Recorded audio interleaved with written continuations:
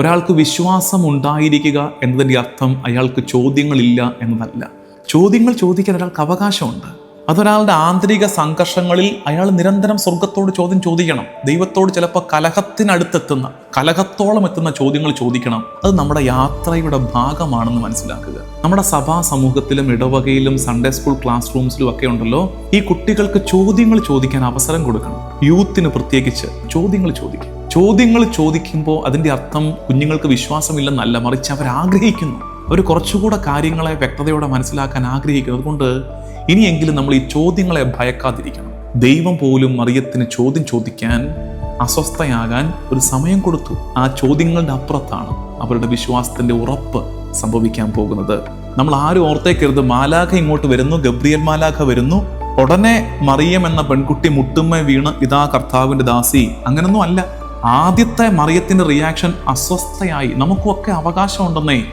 ചില നിയോഗങ്ങൾ സ്വർഗം നമ്മളെ ഏൽപ്പിക്കുമ്പോൾ ഒന്ന് പെടയാൻ, ഒന്ന് അസ്വസ്ഥരാകാൻ മറിയത്തിന് കഴിഞ്ഞെങ്കിൽ, മറിയത്തിന് സാധിച്ചെങ്കിൽ നമുക്കും അതിന് അവകാശമുണ്ട്. അസ്വസ്ഥയാകുന്നു, ചിന്തിക്കുന്നു, ചോദ്യം ചോദിക്കുന്നു. ഈ ഫേസാണ്, ഈ സ്ട്രഗിളിങ് ഫേസ്. ഇതിന്റെ ഭാഗമാണ്. എളുപ്പത്തിൽ ആർക്കും അങ്ങോട്ട് പെട്ടെന്ന് ചാടി കയറി യെസ് പറയാനൊന്നും പറ്റുകയില്ല. ഇനി ഈ ദൈവ വിളിയുടെ ഒരു രഹസ്യം പറയട്ടെ, the mystery of divine calling. ദൈവം ആരെയും നിർബന്ധിക്കുകയല്ല കേട്ടോ, ഒരാളെയും പിടിച്ചു വലിച്ച് ഈ പണിക്ക് കൊണ്ടുവരികയല്ല. കാരണം വെച്ചാൽ ദൈവം നിന്റെ സ്വാതന്ത്ര്യത്തെ ബഹുമാനിക്കുന്നുണ്ടെന്നേ. നിനക്ക് നോയാണെങ്കിൽ കർത്താവോടെ വെയിറ്റ് ചെയ്യും. നിന്റെ പടിവാതിൽക്കൽ, നിന്റെ ഹൃദയ കവാടത്തിങ്കൽ കർത്താവ് ഇങ്ങനെ വന്ന് നിൽക്കും. നിന്റെ ഒരു യെസിന് വേണ്ടി കാത്തു നിൽക്കും. ഈ മംഗളവാർത്ത അറിയിച്ചില്ലേ ഗബ്രിയേൽ മാലാഖ വന്നിട്ട്? സ്വർഗത്തിന്റെ പദ്ധതി മറിയത്തെ അറിയിച്ചില്ലേ? അപ്പൊ ഈ ഒരു സംഘർഷത്തിന്റെ നേരെയില്ല, ഒരു ഇടവേളയില്ലേ? ഈ ഇടവേളയിൽ സൃഷ്ടപ്രപഞ്ചം മുഴുവൻ സ്തബ്ധരായി നോക്കി നിന്നെന്ന്. ആദം മുതൽ ഇന്നോളമുള്ള ജനിച്ച് ജീവിച്ചു മരിച്ചുപോയ സകല മനുഷ്യരും മറിയത്തിലേക്ക് നോക്കി നിൽക്കുക. കാരണം മറിയത്തിൻ്റെ ഒരു യെസ് ചരിത്രത്തെ തിരുത്തി കുറിക്കാൻ പോവാണ്.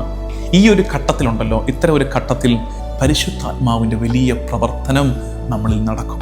ത്രിത്വം നമ്മൾ അനുഭവിക്കുന്ന നേരമാണത്. പിതാവാണ് നിയോഗം അയക്കുന്നത്, പരിശുദ്ധാത്മാവാണ് നമ്മളെ പൊതിയുന്നത്. പരിശുദ്ധാത്മാവ് നമ്മളെ പൊതിഞ്ഞു കഴിയുമ്പോൾ പുത്രൻ വചനമാണ് നമ്മളിൽ മാംസരൂപം എടുക്കുന്നത്. ത്രിത്വം പ്രവർത്തിക്കുന്ന നേരമാണ്. 100,000 കാര്യങ്ങളാണ് അവരെ അലട്ടിക്കൊണ്ടിരിക്കുന്നത്. ശരിക്കും എന്നെ കൊണ്ട് ഇത് പറ്റുമോ എന്ന് ചിന്തിച്ച് ഈ കമ്മിറ്റ്മെന്റ് ഇഷ്യൂസ് കൊണ്ട് മാറി നിൽക്കുന്ന കുട്ടികളുണ്ട്. ദൈവം നിനക്കൊരു നിയോഗം ഏൽപ്പിക്കുന്നുണ്ടെങ്കിൽ പിന്നെ ചുറ്റുമുള്ളവർ ഇത്രയും കാലം പറഞ്ഞതൊക്കെ പോകാൻ പറയണം. നിന്നെ ഉയർത്താൻ തീരുമാനിക്കുന്നത് കർത്താവാണെങ്കിൽ തടയാൻ ലോകത്തിനോ മനുഷ്യർക്കോ കഴിയില്ലെന്ന് ഉറപ്പിച്ചോണം. അതുകൊണ്ട് ഇനി ഭയം വേണ്ടെന്ന് കർത്താവിനോട് യെസ് പറയാൻ